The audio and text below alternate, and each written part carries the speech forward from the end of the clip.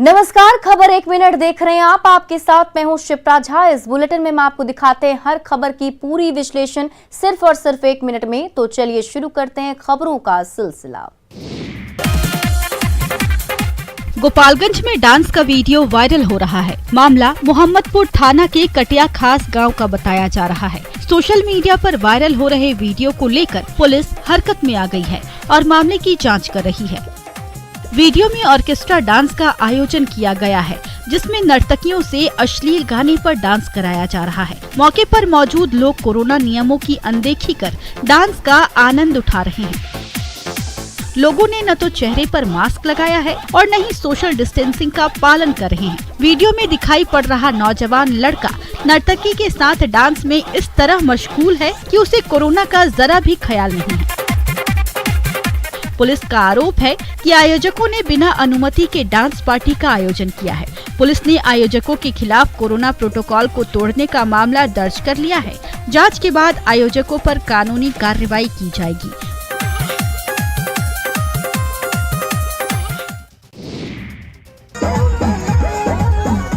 बिहार में corona guideline को लेकर लोग लापरवाह हैं। लोगों को संक्रमण से बचाने के लिए सरकार जहां हर दिन नए दिशा निर्देश लागू कर रही है, वहीं लोगों पर इसका कोई असर देखने को नहीं मिल रहा। आप खुद इस वीडियो को देख लीजिए, जिसमें लोग सरेआम कोरोना नियमों की अनदेखी कर संक्रमण को दावत दे रहे हैं। सोशल मीडिया पर वायरल हो रही यह वीडियो जमुई के बरहट थाना क्षेत्र के जवात्री गाँव की बताई जा रही है। वीडियो में लोग नर्तकियों के साथ भोजपुरी गीत पर ठुमके लगा रहे हैं। वीडियो में दिखाई पड़ रहे लोग न तो सोशल डिस्टेंसिंग का पालन कर रहे हैं और न ही चेहरे पर मास्क लगाया है। नाइट कर्फ्यू के बाद भी इस तरह के आयोजन और उसमें जुटने वाली लोगों की भीड़ से तो यही लग रहा है कि लोगों को संक्रमण बीमारी से डर नहीं है। हालांकि नेटवर्क 18 वायरल वीडियो की पुष्टि नहीं करता, लेकिन लोगों की ओर से हो रहे कोविड नियमों की अनदेखी से स्थानीय प्रशासन पर सवाल जरूर खड़े हो रहे हैं।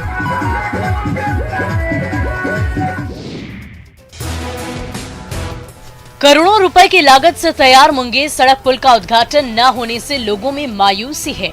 मुंगेर में गंगा नदी पर तैयार श्री कृष्ण सिंह सेतु का निर्धारित तिथि पर उद्घाटन न होने के कारण मुंगेर के लोग निराश हैं। इस रेल सह सड़क पुल के निर्माण की शुरुआत 26 दिसंबर 2002 को तत्कालीन प्रधानमंत्री अटल बिहारी वाजपेयी ने किया था। 2016 में इस पर ट्रेनों का परिचालन शुरू हो गया, लेकिन जमीन अधिग्रहण में अड़चन आ जाने से पुल तक अप्रोच रोड का निर्माण नहीं हो पाया, जिसके कारण पुल से सड़क यातायात शुरू नहीं हो सकी। इस बीच अप्रोच रोड की लागत 927 करोड़ से बढ़कर 2774 करोड़ रुपए हो गई। जमीन मिलने के बाद राज्य सरकार ने पुल तक पहुंच के लिए सड़क निर्माण शुरू किया और 14.5 किलोमीटर सड़क तैयार की गई। इसके बाद भी रेल पुल उद्घाटन का इंतजार कर रहा है।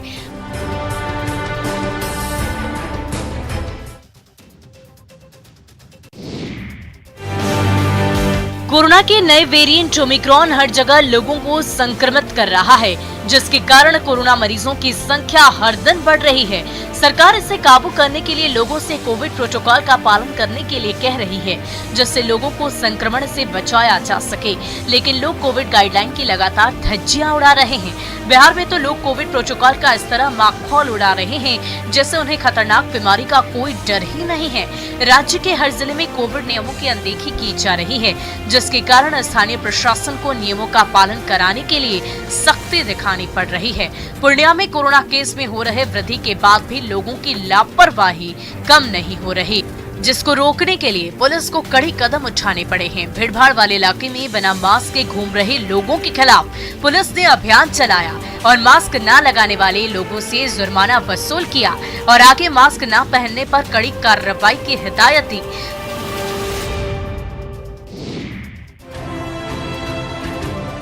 बोकारो में लोगों को सड़क नियमों का पालन कराने के लिए यातायात सुरक्षा अभियान चलाया जा रहा है। अभियान के तहत 2 पहिया, 4 पहिया वाहन चालकों को सड़क सुरक्षा से संबंधित नियमों के प्रति जागरूक किया जा रहा है। अभियान में लगे वॉलंटियर सड़क पर वाहन चला रहे लोगों को गुलाब का फूल देकर सीट बेल्ट और हेलमेट का महत्व बता रहे हैं और सुरक्षित ड्राइविंग के लिए इसे यात्रा के दौरान अपनाने की अपील कर रहे हैं। इस अभियान को बोकारो स्टील प्लांट में काम कर रहे निजी एजेंसी की ओर से चलाया जा रहा है। कंपनी के स्टाफ पोस्टर और पंपलेट के माध्यम से लोगों को सड़क नियमों को लेकर जागरूक कर रहे हैं। इस अभियान को कंपनी ट्रैफिक विभाग के सहयोग से चला रही है। शहर में गाड़ियों की संख्या बढ़ाने के साथ साथ सड़क दुर्घटनाओं में भी बढ़ोतरी हुई है। लोग ड्राइविंग के दौरान नियमों का पालन नहीं कर रहे हैं, जिसके कारण हादसों की संख्या में वृद्धि हुई है। निजी कंपनी की तरफ से चलाए जा रहे अभियान से ट्रैफिक विभाग को उम्मीद है कि इससे लोग सड़क पर गाड़ी चलाते वक्त नियमों का पालन करेंगे।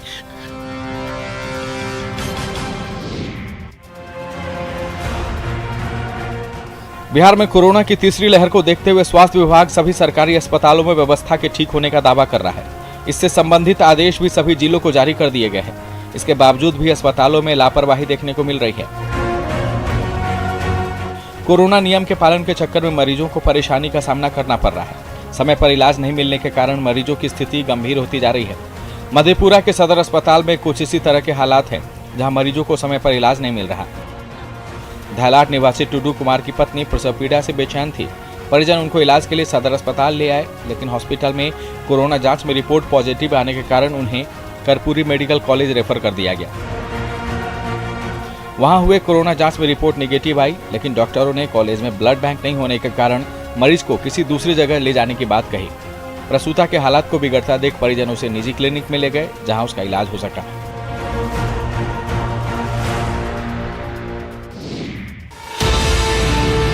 कोरोना के कारण कई लोगों के सामने रोजगार छिन जाने के कारण रोजी रोटी की संकट है। पिछले 2 साल से राज्य के मजदूर रोजगार की तलाश में जगह जगह भटकने को मजबूर हैं। यदि उनको रोजगार मिल भी जाता है तो कोरोना संक्रमण बढ़ने के साथ साथ छूट भी जा रहा है। कुछ इसी तरह की कहानी है वैशाली जिले के मजदूरों की। रोजगार की तलाश कर रहे इन मजदूरों को अब उनके गाँव में ही रोजगार मिल गया है, जिससे उनकी आर्थिक स्थिति तो सुधर ही रही है, साथ साथ अब उन्हें रोजगार के लिए राज्य से बाहर नहीं जाना पड़ रहा है। गांव के युवक की ओर से उन्हें गांव में खेती से जुड़े क्षेत्र में रोजगार दिए गए हैं, जिससे मजदूर कोरोना संक्रमण से तो बच ही रहे हैं, साथ ही साथ खुद के गांव में रोजगार कर अपनी जीविका भी चला रहे हैं। वैशाली के रहने वाले रोहित ने राज्य सरकार के सहयोग से फूड प्रोसेसिंग यूनिट की शुरुआत की है, जिससे तैयार चीजों को बाजार में बेच रहे हैं और मजदूरों को रोजगार दे रहे हैं। कोविड का बहुत बुरा हाल है, लोग बहुत बेरोजगार हैं, तो मैंने सोचा क्यों ना बिहार के लिए कुछ किया जाए। तो मैंने बिहार गवर्नमेंट की मदद से एक सेडनेट करवाया है।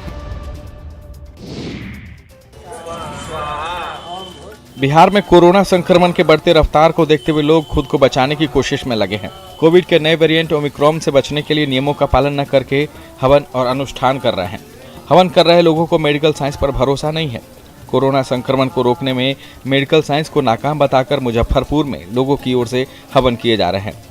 हवन में शामिल लोग नए वेरिएंट पर स्वास्थ्य सिस्टम के बेअसर होने की बात कह रहे हैं और संक्रमण को रोकने के लिए हवन को महत्वपूर्ण बता रहे हैं। यदि लोग इसी तरह से मेडिकल सिस्टम को नकारते रहे तो इसका लोगों पर बुरा असर होगा और संक्रमित मरीज अपना इलाज नहीं कराएंगे, जिस कारण संक्रमण की रफ्तार में वृद्धि होगी और राज्य में हालात बेकाबू हो जाएंगे। सारा मेडिकल सिस्टम फेल कर गया है। अगर आज मेडिकल सिस्टम अगर थोड़ा भी अगर सक्सेस अगर रहता तो यह तीसरा वेरिएंट जो हमारे देश में लहर आई है कोरोना का, वो नहीं आता। कोरोना के नए वेरिएंट की वजह से वैशाली जिले में कोविड मरीजों की संख्या 500 को पार कर चुकी है।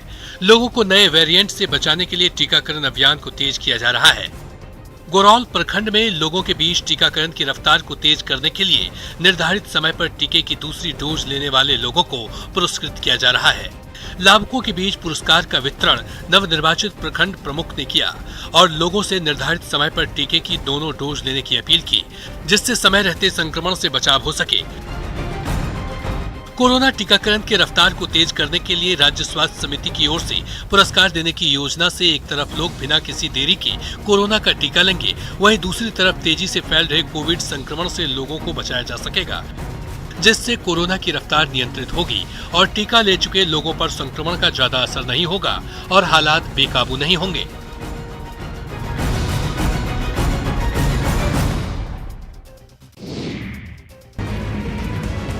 झारखंड के रामगढ़ में हाथियों का उत्पात जारी है। हाथियों की ओर से मचाए जा रहे उत्पात के कारण लोगों में दहशत का माहौल है।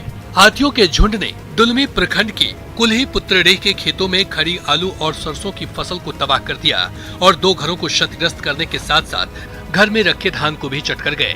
ग्रामीणों की माने तो खाकरा कोचा जंगल में मौजूद हाथियों के उत्पात के कारण उनका जीना दुश्वार हो गया है।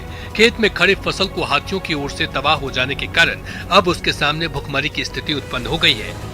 फसलों की तबाही होता देख कई बार गांव के लोग हाथियों को भगाने की कोशिश करते हैं। इससे हाथियों की ओर से उन पर हमला कर दिया जाता है। हाथियों की तबाही के शिकार लोगों ने कई बार इसकी शिकायत वन विभाग से जुड़े लोगों से की है, लेकिन अभी तक वन विभाग की तरफ से हाथियों को भगाने के लिए कोई ठोस कार्रवाई नहीं की जा रही है। वन विभाग को चाहिए कि लोगों की शिकायत पर संज्ञान ले और हाथियों के झुंड को गाँव से दूर भगाने की कोशिश करे, जिससे लोगों को जान माल की हानि न हो।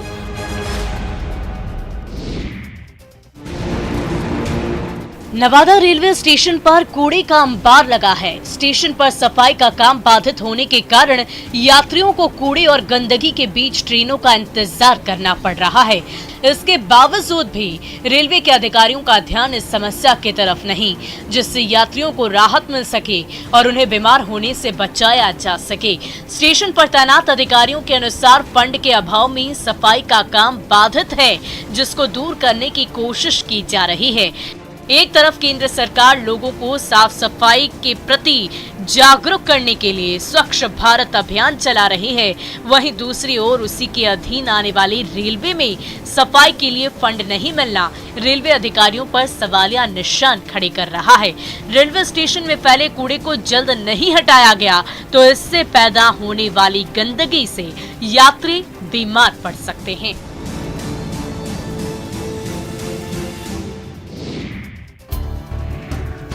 धान की खेती के लिए प्रसिद्ध सिमडेगा जिले के कुरडेग प्रखंड में सिंचाई व्यवस्था को दुरुस्त करने के लिए निरांग डैम, खिंडा डैम और सोनाजोड़ नाला का निर्माण कराया जा रहा है, जिससे खेत की सिंचाई के लिए पानी मिल सके और स्थानीय किसानों को इसका लाभ मिल सके। इसको लेकर सिमडेगा डीसी ने सिंचाई विभाग के अधिकारियों के साथ इलाके का दौरा किया। स्थानीय किसानों ने डीसी से नहरों में सुविधा के अनुसार स्लोप बनाने की मांग की, जिससे अंतिम छोर पर स्थित खेतों तक सिंचाई हो सके। जिले में सिंचाई सुविधा को बढ़ाने के लिए सोलर लिफ्ट इरिगेशन की व्यवस्था की गई है, जिससे किसानों को सालों भर पानी मिल सके। इसके बाद भी कई एकड़ खेत को पानी नहीं मिलता, जो किसानों के प्रति सिंचाई व्यवस्था की उदासीनता को दिखा रहा है। यदि किसानों को समय पर पानी मिलने लगे तो खेत में खड़ी फसल की समय से न सिर्फ सिंचाई होगी, बल्कि फसल की बम्पर पैदावार भी होगी। इसका सीधा लाभ स्थानीय किसानों को मिलेगा और उनकी आर्थिक स्थिति में सुधार होगा।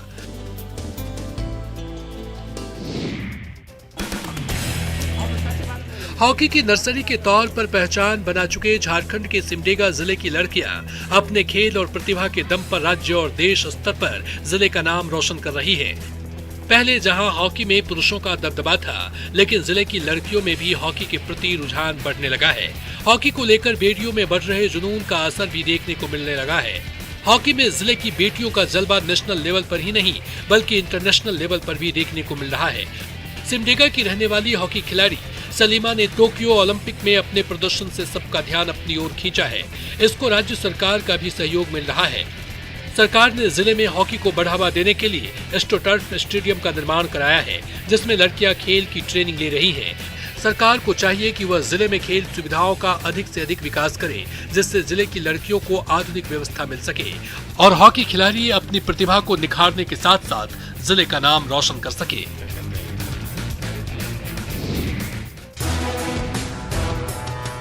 बिहार के हर जिले में खाद की समस्या बरकरार है।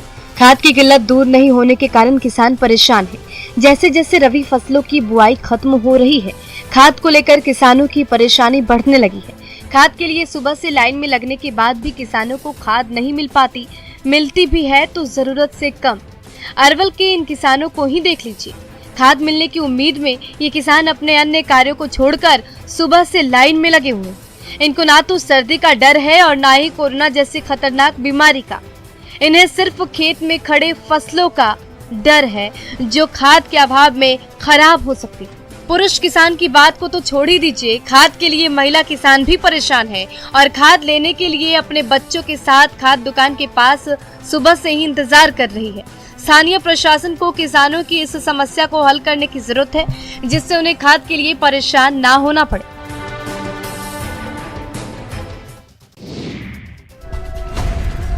बिहार में शराबबंदी के खिलाफ सरकार की ओर से सख्त नीति अपनाने के बाद भी शराब माफिया शराब की तस्करी के लिए हर दिन अलग अलग तरीका अपना रहे हैं, जिससे वो राज्य में शराबबंदी कानून को विफल कर सके। लेकिन पुलिस की मुस्तैदी उनके मंसूबों पर पानी फेरने का काम कर रही है। मधुबनी में पुलिस ने शराब तस्करी का पर्दाफाश करते हुए 1650 बोतल शराब सहित एम्बुलेंस को जब्त किया। खजौली थाना पुलिस को एम्बुलेंस से शराब तस्करी की सूचना मिली, जिसके बाद पुलिस टीम ने शराब तस्करों को पकड़ने के लिए मनियरवा गांव के हनुमान मंदिर के समीप जाल बिछाया और मौके से शराब लदे एम्बुलेंस को पकड़ लिया। लेकिन पुलिस की कार्रवाई की भनक लगते ही ड्राइवर और शराब तस्कर मौके से फरार हो गए। जब्त एम्बुलेंस जयनगर के निजी हॉस्पिटल की बताई जा रही है। पुलिस ने मौके से बरामद कागजात के आधार पर एम्बुलेंस मालिक सहित 4 लोगों के खिलाफ मामला दर्ज कर लिया और मामले की जांच में जुट गई है। बिहार में महिलाओं को आत्मनिर्भर बनाने के लिए स्वयंसेवी संस्थान जीविका की ओर से विभिन्न तरह के अभियान चलाए जा रहे हैं। इसी अभियान के माध्यम से महिलाओं को विभिन्न कामों की ट्रेनिंग दी जा रही है, जिससे वो आत्मनिर्भर होकर अपना जीवन यापन कर सके। जीविका मिशन के तहत ही कटिहार में महिलाओं को बांस से जुड़े हुए सामान को बनाने की ट्रेनिंग दी जा रही है। हसनगंज प्रखंड के स्वयं सेवी संस्था जीविका के सहयोग से महिलाएं गुलदस्ता, पेन स्टैंड और दैनिक उपयोग से जुड़े विभिन्न प्रकार के वस्तुओं के निर्माण का प्रशिक्षण ले रही हैं।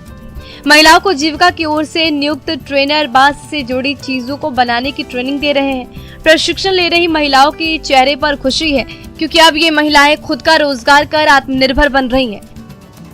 हम लोग 15 दिन पहले ट्रेनिंग दे चुके थे, कुछ सीख लिए हैं और अभी भी कुछ सीख रहे हैं। जीविका की ओर से चलाए जा रहे इस तरह के अभियान से न सिर्फ महिलाओं को लाभ होगा, बल्कि समाज में उनकी भूमिका भी बढ़ेगी।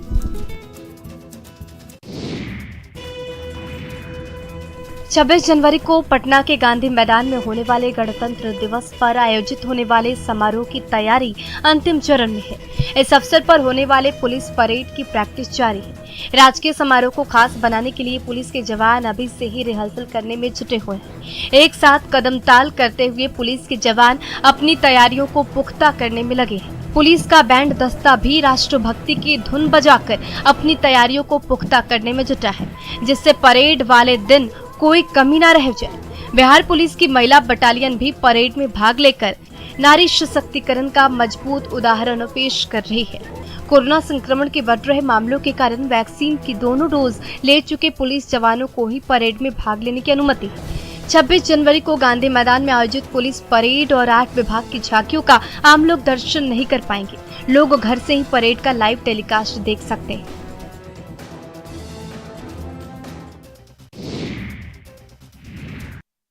बुलेटिन में अभी के लिए बस इतना ही, लेकिन न्यूज़ 18 बिहार झारखंड पर खबरों का सिलसिला लगातार जारी है।